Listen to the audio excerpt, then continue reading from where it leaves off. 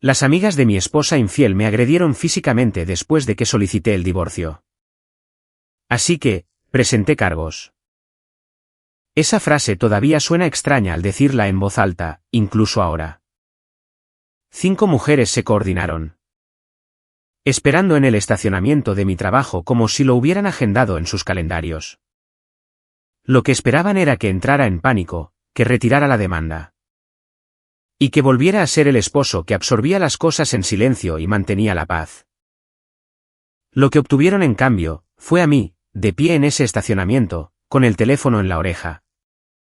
Dándole mi dirección a un operador del 911. Mientras que esa me miraba como si me hubiera crecido una segunda cabeza. El informe policial de esa tarde se convirtió en el primer documento de una carpeta que, con el tiempo, desmanteló todo lo que Dana había pasado meses construyendo. Britt filmó todo con su teléfono. Creyó que estaba ayudando. Comenzó un martes de octubre, en una de esas tardes que no anuncian nada. Llegué a casa sobre las 6:30, me preparé una taza de café. Y me senté con la tableta compartida para buscar el restaurante que Dana había mencionado para su cumpleaños. Ella había enviado el nombre por mensaje esa mañana, dijo que había oído cosas buenas. Y me pidió que mirara el menú. Abrí el navegador, y la última pestaña abierta no era un restaurante. Era la confirmación de un hotel del mes de marzo anterior. Habitación con vistas al mar, 2 huéspedes. Uno de ellos era el nombre de Dana. El otro figuraba como un segundo adulto. Sin nombre, solo la hora de salida y un total que se había cargado a nuestra visa conjunta. Dejé el café sobre la mesa. Recuerdo haber sido muy cuidadoso con eso, como si importara dónde aterrizaba exactamente la taza. No cerré la pestaña. Fui a la cocina. Encontré una carpeta en el cajón donde guardábamos los presupuestos de las reformas. La traje de vuelta a la mesa, imprimí la confirmación y la puse en la carpeta. Luego abrí los extractos bancarios. Soy coordinador de proyectos en una empresa de logística. Mi trabajo consiste enteramente en la documentación y el reconocimiento de patrones. No digo esto para parecer impresionante. Lo digo porque lo que encontré en esos extractos no era nada sutil. Una vez que empecé a buscar de verdad. Retiros de efectivo, siempre entre $180 y $250, cada 3 o 4 semanas durante 14 meses. Anoté las fechas. Volví al calendario de Dana en la cuenta compartida. Los retiros coincidían con tardes que ella describía como cenas de trabajo, noches de chicas. Club de lectura. No existe ningún club de lectura. Nunca había cuestionado el club de lectura. Me quedé sentado en esa mesa durante unos 40 minutos. Luego cogí mi teléfono y llamé a mi hermana, Donna. Donna vive a 20 minutos y tiene el instinto organizativo de alguien que ha pasado años esperando ser sorprendida por malas noticias. Conduje hasta su casa con la carpeta. Preparó té. Extendió todo sobre la mesa de su cocina y no dijo nada hasta que hubo mirado cada página. Entonces dijo, necesitas un abogado antes de necesitar una conversación. Ese fue todo su discurso. Llevó la carpeta a la impresora de su oficina e hizo copias de todo. Los originales volvieron conmigo. La copia se quedó en su archivador, algo de lo que tomé nota sin decir por qué era importante. La abogada que encontré fue Elaine Mars. Recomendada por un colega que había pasado por un divorcio 2 años antes y dijo que Elaine era precisa sin ser teatral. Me reuní con ella ese viernes. Me pidió que llevara toda la documentación que tuviera. Llevé la carpeta. La revisó metódicamente, de la misma manera que yo habría revisado una auditoría logística. Y luego me dijo 3 cosas. No muevas dinero. No hagas acusaciones antes de que se tramite la demanda.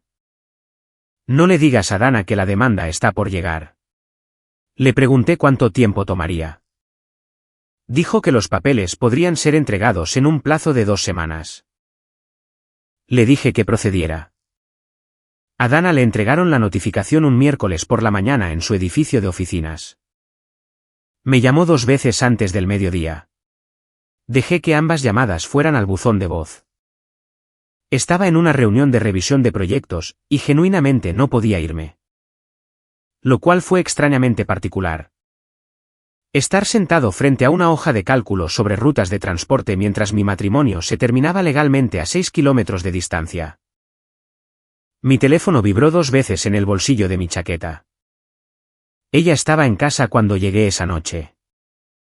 Supe que ya había hablado con Kesha porque la versión de angustia de Dana es muy particular. Y lo que yo estaba viendo no era angustia, era posicionamiento. Estaba sentada a la mesa de la cocina con las manos entrelazadas y dijo: «Creo que ambos sabemos que este matrimonio tenía problemas reales». Le pregunté quién estaba en la habitación del hotel. Dijo que no creía que esa fuera la conversación productiva en este momento. Dije, de acuerdo, y me fui a la habitación de invitados. La oí hablar por teléfono a los 5 minutos. Supuse que era Kesha. Tenía razón.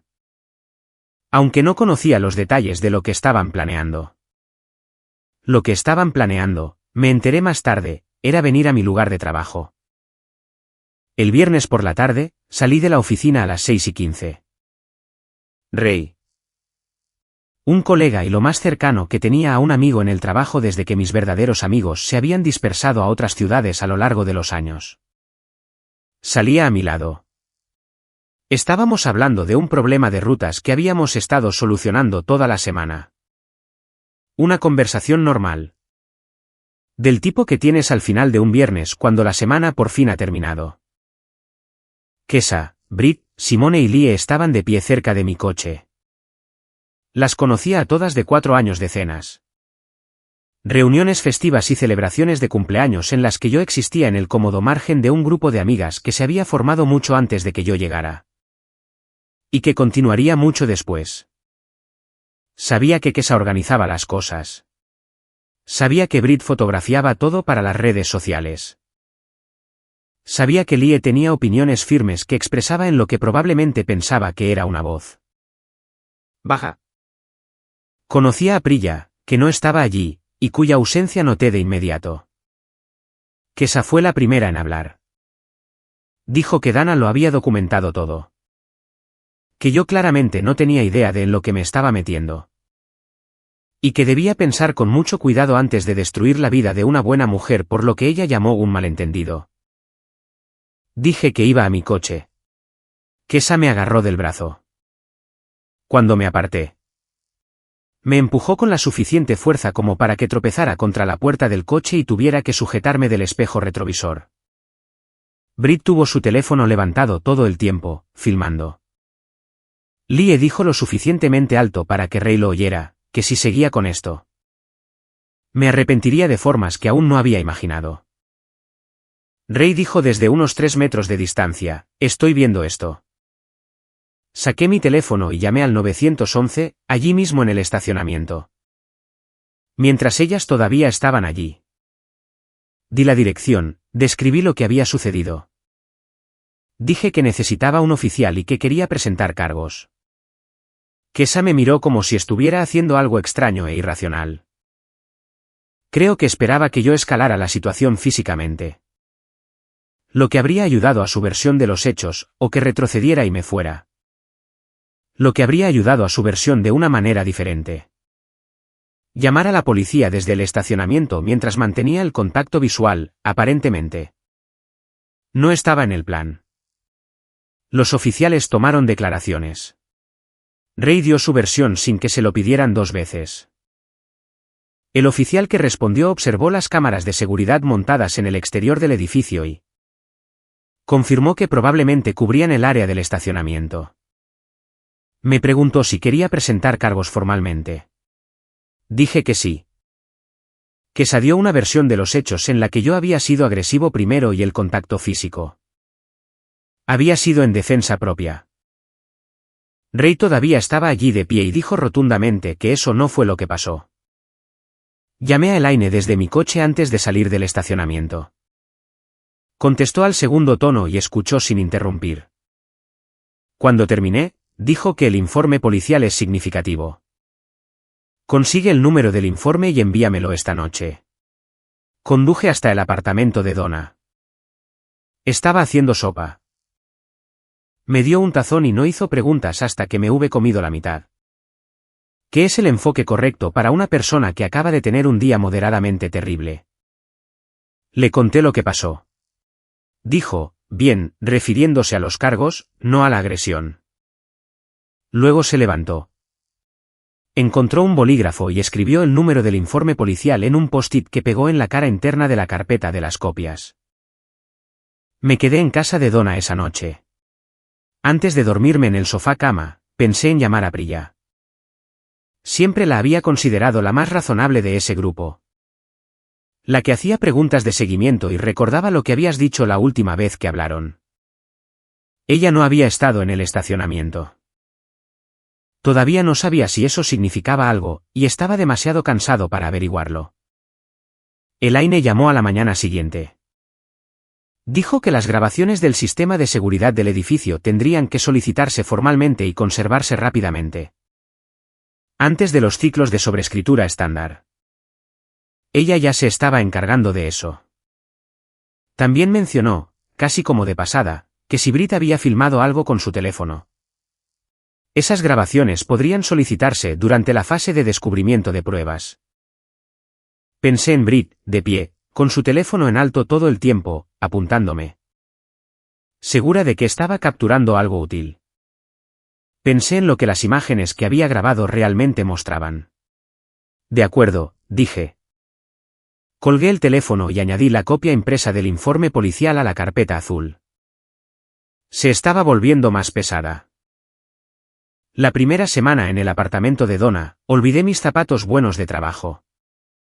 Me había ido con prisa la noche que le notificaron a Dana y empaqué como alguien que esperaba volver en unos días.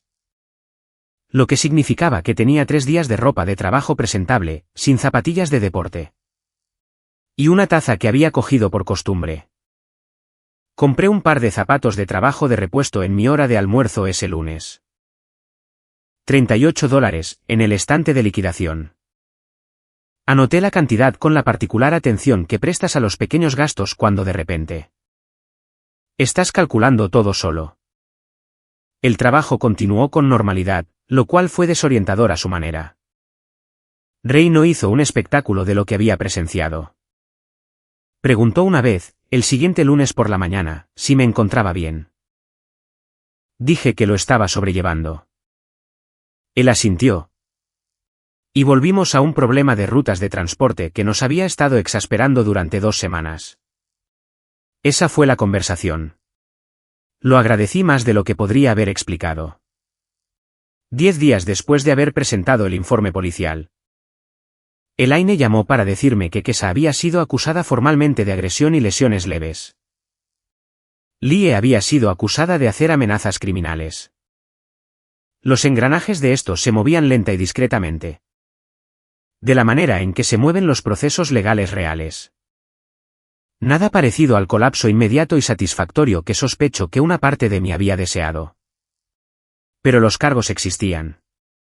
Estaban registrados. Esa misma semana, Kesa publicó algo en las redes sociales. No me nombró. No tenía por qué hacerlo. La publicación trataba sobre mujeres que se protegen entre sí. Sobre personas que utilizan los sistemas como armas contra quienes solo intentan hacer lo correcto por una amiga. Sus seguidores. Una porción significativa de los cuales eran personas con las que Dana y yo habíamos cenado. ¿Entendieron la referencia? Mi teléfono se silenció de una manera específica después de eso. De la forma en que se silencia cuando la gente está observando una situación y decidiendo de qué lado ponerse. Algunas personas enviaron mensajes del tipo, he oído que las cosas se complicaron o pienso en vosotros. Una persona me preguntó directamente si estaba bien. Le dije que lo agradecía y lo dejé así. Priya no me contactó. Me di cuenta. La estrategia legal formal de Dana llegó a la oficina de Elaine 11 días después de la demanda. Elaine me llamó para que la revisáramos en persona. Me senté frente a su escritorio y la leí con atención. De la misma manera que leería cualquier documento que necesitara entender por completo antes de responder. La demanda de Dana describía un matrimonio que se había deteriorado debido a mi falta de disponibilidad emocional y comportamiento controlador. Citaba las sesiones de terapia de pareja con el Dr. Armon como documentación de estos patrones.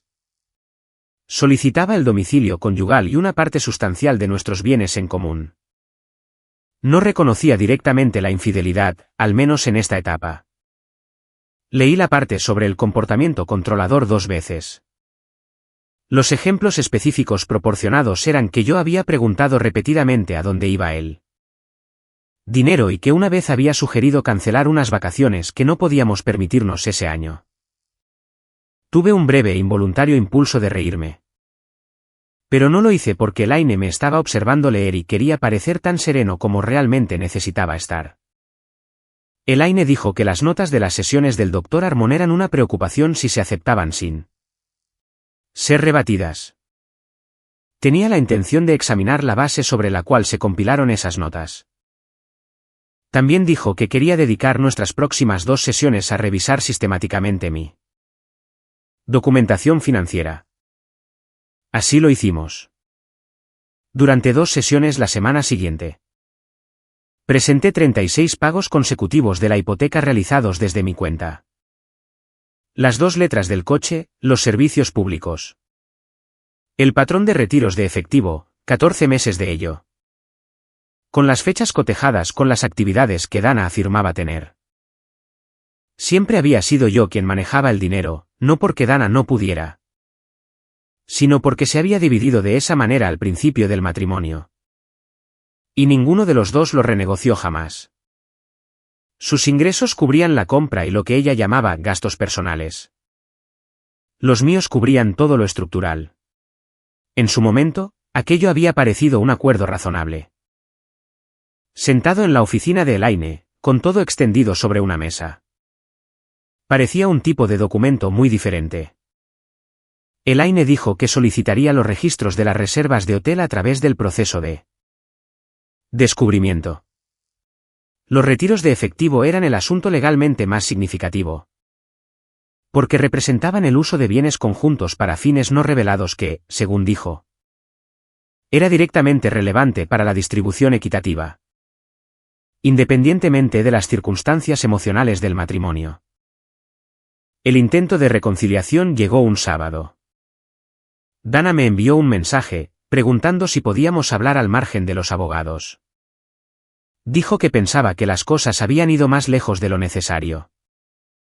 Le reenvié el mensaje a Elaine, quien dijo que podía reunirme brevemente en un lugar neutral si así lo decidía. Pero que no dijera nada sobre la estrategia. Que registrara la fecha y el contenido general de la conversación, y que fuera breve. Me encontré con ella en una cafetería cerca del barrio donde vivíamos. Ya estaba allí cuando llegué, con las manos alrededor de una taza. Y parecía genuinamente alguien que había tenido unas semanas difíciles. Tomé nota de eso. No me equivocaba al respecto. También tomé nota de que lo primero que dijo después de un momento de silencio fue: sé que cometí errores, pero tú también. Le pregunté qué error había cometido yo. Dijo: nunca estuviste realmente aquí. Me quedé pensando en eso por un momento, luego asentí. Le di las gracias por reunirse conmigo y me fui. Conduje de vuelta al apartamento de Donna y entendí, en algún punto de la autopista, que la reunión no había sido sobre reparar nada. Ella había querido evaluar cuán enojado estaba. Si sería controlado o emocional en un entorno formal, si había alguna debilidad que pudiera usar. Esa no es una interpretación generosa. Soy consciente de ello.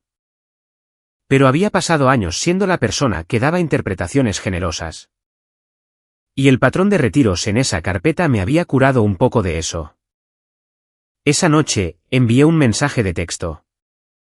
Le dije que si quería seguir comunicándose fuera de los abogados, necesitaba que primero reconociera la infidelidad por escrito. No respondió. 3 semanas después, Elaine recibió una demanda enmendada del abogado de Dana. Incluía una declaración de Kesa. La declaración afirmaba que yo había demostrado un patrón de comportamiento intimidatorio hacia la red de apoyo de Dana. Describía el incidente del estacionamiento desde la perspectiva de Kesa. La versión en la que ella había estado reaccionando a mi agresión. Esto se presentó mientras los propios cargos penales por agresión de Kesa todavía estaban pendientes.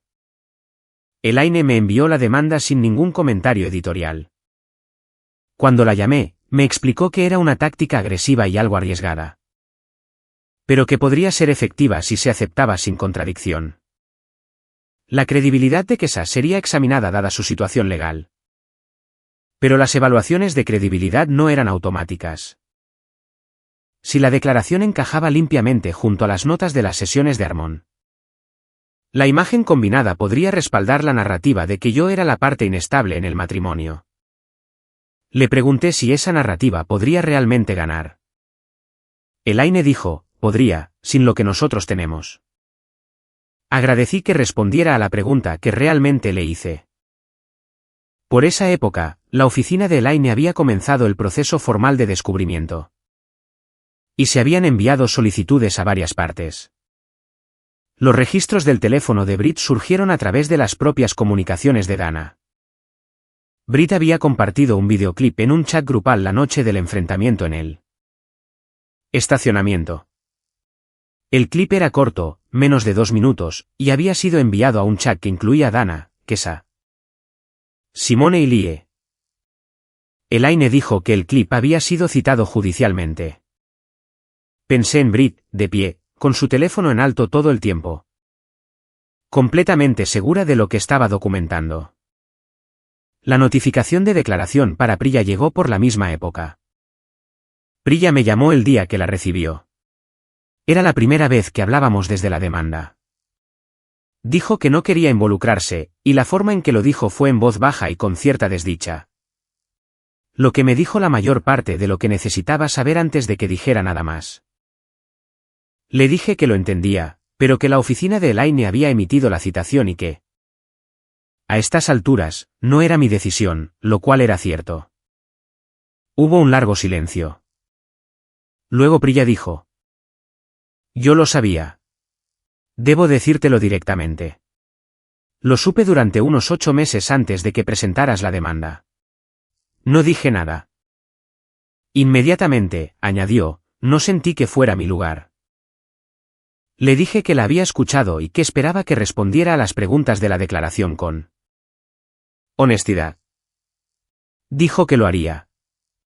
Sonaba como alguien que había tomado una decisión y la encontraba correcta y dolorosa a la vez. Lo cual, sinceramente, era más autoconciencia de la que había estado esperando. Después de colgar, me senté en la cocina de Donna un rato. 8 meses. Mientras yo estaba en terapia de pareja siendo documentado como emocionalmente no disponible. Priya lo sabía. Mientras yo pagaba la hipoteca, trabajaba horas extras y creía que el club de lectura era real. Priya lo sabía.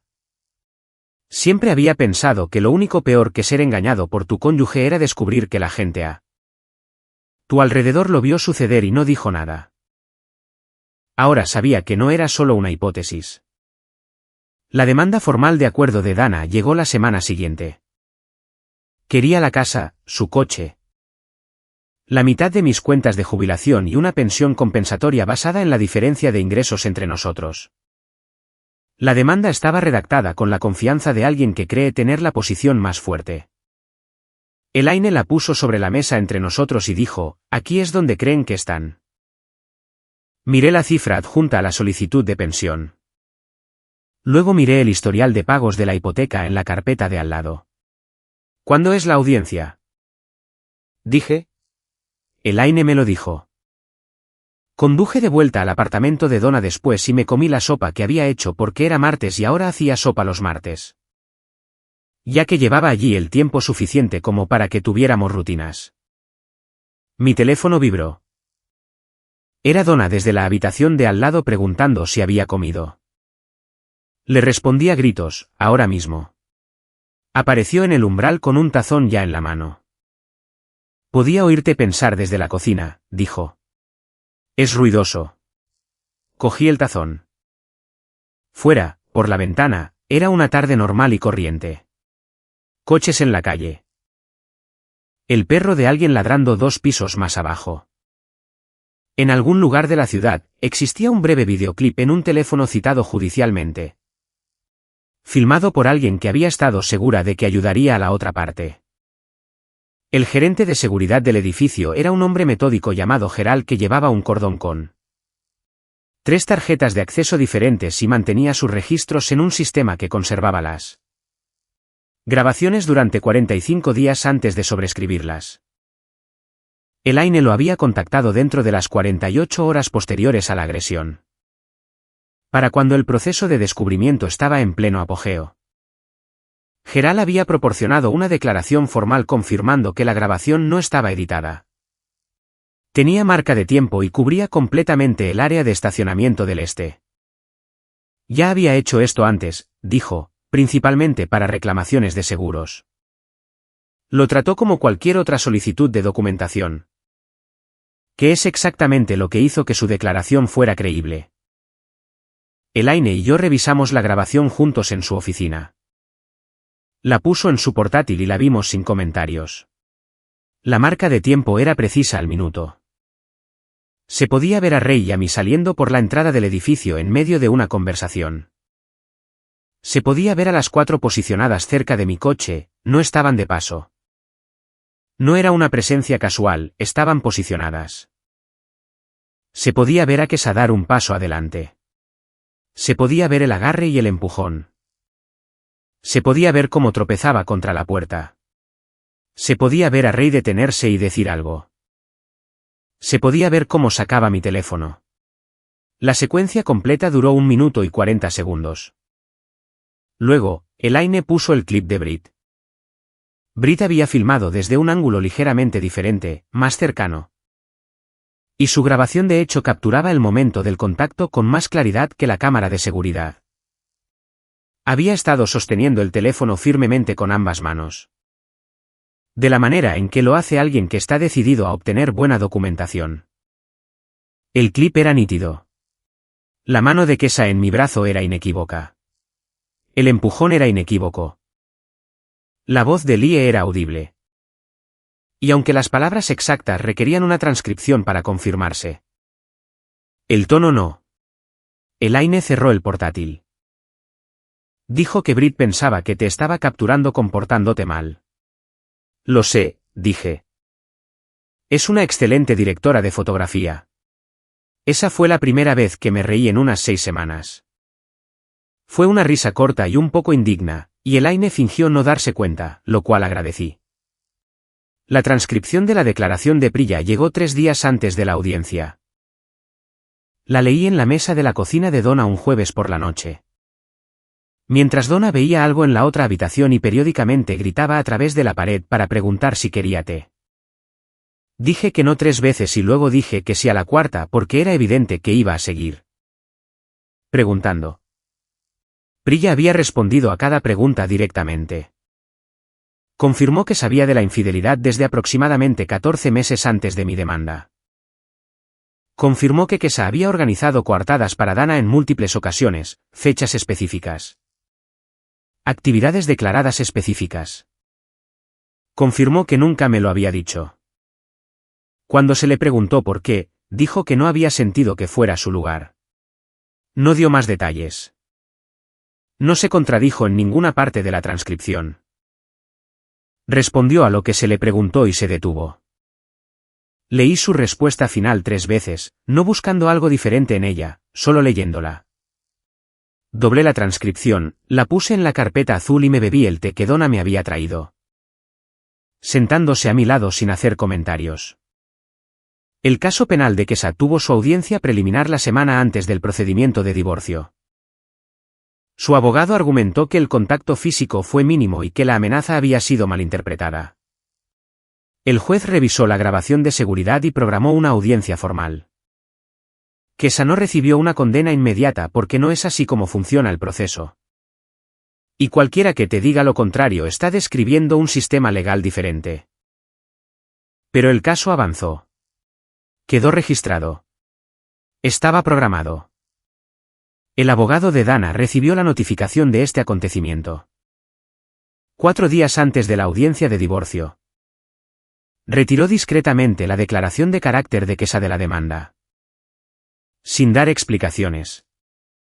Elaine me comunicó el retiro en un correo electrónico con el asunto, actualización. Una palabra. Lo leí 2 veces y luego se lo reenvié a Donna sin mensaje. Y ella respondió con un único signo de puntuación que transmitía el sentimiento apropiado. La mañana de la audiencia, me puse el traje que compré para la boda de un colega 2 años antes. Conduje yo solo. Llegué lo suficientemente temprano como para sentarme en el coche en el aparcamiento durante 8 minutos antes de entrar. Tiempo durante el cual Elaine repasó el orden de lo que pretendía presentar. Y yo miré la pared de hormigón frente al parabrisas y no pensé en nada en particular. Que era lo más cerca que iba a estar de la calma. Dana ya estaba en el pasillo cuando llegamos. Estaba con su abogado, un hombre de aspecto cuidadoso llamado Perkins. Que tenía la postura de alguien acostumbrado a entrar en salas y ser tomado en serio. Me miró brevemente y luego desvió la mirada. No de forma dramática. Solo de la manera en que desvías la mirada de algo con lo que has decidido no interactuar directamente. Entramos. Perkins comenzó con la baza que tenía, que era real. El matrimonio tenía problemas documentados. El historial de terapia establecía un patrón. Dana había construido su vida diaria alrededor del hogar conyugal durante 4 años. La diferencia de ingresos era significativa. Era competente. Lo presentó limpiamente. Si yo hubiera entrado sin la carpeta y sin Elaine y sin la declaración de Gerald y sin un videoclip citado judicialmente filmado por alguien que pensaba que estaba haciendo lo contrario de lo que realmente estaba haciendo, podría haber sido suficiente. La respuesta de Elaine no fue teatral. Puso los registros financieros sobre la mesa y los repasó de la misma manera que yo habría repasado una auditoría logística. Metódicamente, específicamente, con fechas. 36 pagos de la hipoteca, las letras del coche, los servicios públicos. El patrón de retiros de efectivo. 14 meses con las correspondientes entradas del calendario que Dana había registrado en nuestra cuenta compartida. Señaló la confirmación del hotel obtenida a través del descubrimiento, cargada a la visa conjunta. Perkins objetó que la infidelidad no era legalmente relevante para la división de bienes en esta jurisdicción. Elaine dijo que la infidelidad en sí no era su argumento. El uso de bienes conjuntos para financiar actividades no reveladas durante 14 meses era directamente relevante para la mala conducta financiera y la distribución equitativa. Eran reclamaciones diferentes. La distinción importaba. Luego introdujo el informe policial, la grabación de seguridad. La declaración escrita de Ray como testigo. Los presentó no como prueba del carácter de Dana, sino como una contradicción directa de la afirmación central de la demanda de que yo había demostrado un patrón de comportamiento amenazante y controlador dentro del matrimonio. Señaló que la declaración de queja que hacía esa afirmación había sido retirada 4 días antes. Por la parte contraria, Perkins pidió que el asunto penal se tratara como un procedimiento separado sin relación con la audiencia actual. La jueza dijo que entendía su posición y que sopesaría los materiales en consecuencia. Su tono sugería que, de hecho, ya los había sopesado. Luego, Elaine preguntó sobre el Dr. Harmon. Preguntó específicamente si el registro mostraba que el Dr. Harmon había sido informado alguna vez de la infidelidad en curso durante las sesiones en las que se estaban evaluando y documentando mis patrones de comportamiento. La sala quedó en silencio por un momento. No un silencio dramático. Solo la pausa natural que ocurre cuando alguien hace una pregunta que no tiene una buena respuesta. Perkins dijo que el registro terapéutico hablaba por sí mismo. Elaine dijo que estaba de acuerdo y que a lo que hablaba era a una evaluación clínica realizada sin acceso a información relevante que una de las partes había decidido ocultar al profesional tratante. Tenía una moción preparada impugnando la admisibilidad y el peso probatorio de las notas de las sesiones por esos motivos. La jueza revisó la documentación de Armon. No había ninguna revelación de la infidelidad registrada en sus notas. Las sesiones se habían desarrollado sobre la base de un matrimonio en el que uno de los cónyuges estaba teniendo una aventura de 14 meses que el otro cónyuge desconocía. Y la documentación de esas sesiones se había presentado como prueba objetiva de las deficiencias del cónyuge desinformado. La jueza no dio un discurso. Señaló que la documentación de las sesiones tenía un peso probatorio limitado dados los factores contextuales no revelados y siguió adelante. Eso fue todo. 4 sesiones con el Dr. Armon, cuidadosamente construidas durante 18 meses. Reducidas a peso probatorio limitado en una sola frase. Perkins solicitó un breve receso. Tomamos 15 minutos en el pasillo. Me quedé cerca de una ventana y Elaine se quedó a mi lado, revisando notas que no necesitaba revisar. Al final del pasillo, pude ver a Dana y Perkins hablando en voz baja. En un momento, Dana levantó la vista y me encontró a la distancia. Su expresión no era la que había estado esperando, ni ira, ni la compostura estratégica de la cafetería. Era algo más parecido a un recálculo, como alguien actualizando un mapa. La audiencia se reanudó. A su conclusión, los términos no se parecían en nada a la demanda inicial de Dana. El domicilio conyugal se vendería. Las ganancias se dividirían, ponderadas a mi favor basándose en la contribución financiera documentada. No se ordenó pensión compensatoria. Dados los ingresos independientes de Dana y las conclusiones del tribunal sobre la mala conducta financiera, las cuentas de jubilación se dividieron equitativamente, teniendo en cuenta la diferencia de contribuciones. No fue un resultado punitivo. Fue uno proporcionado. La jueza fue clara en que reflejaba el registro documentado. La audiencia penal de Kesa, 3 semanas después, terminó con un acuerdo de culpabilidad. Agresión menor, libertad condicional, una multa. El antecedente penal permanecería. Lie completó un programa de desviación. La orden de protección contra Kesa se mantuvo vigente durante 12 meses. Dana me llamó la noche después de que se firmara el acuerdo. Casi no contesté. ¿Contesté? Dijo, no pensé que realmente harías todo esto. Dije, lo sé. Hubo un silencio. Luego dijo, valió la pena. Pensé en cómo responder a eso. Pensé en la carpeta y los 14 meses de retiros y la confirmación del hotel y en Prilla diciendo que no. Había sentido que fuera su lugar y en la mano de Kesa en mi brazo en un estacionamiento y en Brit. Filmando todo con total confianza en cómo se usaría. Dije, la casa estaba a nombre de los dos. Yo la pagué. Ese no es un problema difícil. Dijo, me refería a todo lo demás. Dije, sé a lo que te referías. Y colgué. No tengo una forma limpia de describir lo que sentí después de esa llamada. No fue triunfo. No fue alivio, exactamente. Fue más cercano a la sensación de dejar algo después de haberlo cargado por más tiempo del que te habías dado cuenta. El cansancio específico de volver a sentir tus propios brazos. Bloqueé el número de Dana esa noche. Luego el de Kesa, Brit, Simone, Lie. No bloqueé a Prilla. Tampoco la he llamado. Eso lo he dejado donde está, que es probablemente donde se quedará. No publiqué nada. 4 personas conocen la forma completa de lo que sucedió. Donna, Ray. Y 2 viejos amigos que se pusieron en contacto después de escuchar fragmentos y preguntaron directamente. Eso pareció suficiente. El apartamento que alquilé es pequeño. Un dormitorio, una cocina que recibe buena luz por la mañana. Una plaza de aparcamiento que es mía y de nadie más. Compré un archivador el primer fin de semana que me mudé. Un pequeño mueble de 2 cajones de una tienda de muebles de segunda mano a 4 manzanas. Fue el primer mueble que elegí para mí, para un espacio que era solo mío. Sin consultar a nadie ni tener en cuenta las preferencias de nadie más.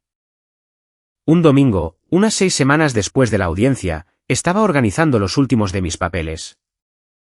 Cogí la carpeta azul. La que había encontrado en el cajón de la cocina una tarde de martes cualquiera. La carpeta de las reformas que nunca había contenido un presupuesto de reforma. Solo todo lo que vino después.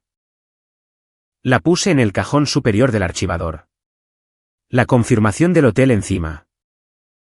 El informe policial debajo, los registros de la hipoteca detrás. La transcripción de la declaración de Prilla al fondo. Cerré el cajón. Luego fui a la cocina e hice café. La luz de la mañana entraba como siempre. Ordinaria y suficiente. No pensé en la casa, ni en la audiencia, ni en ninguna versión de la conversación que podría haber tenido con Dana si las cosas hubieran sido diferentes.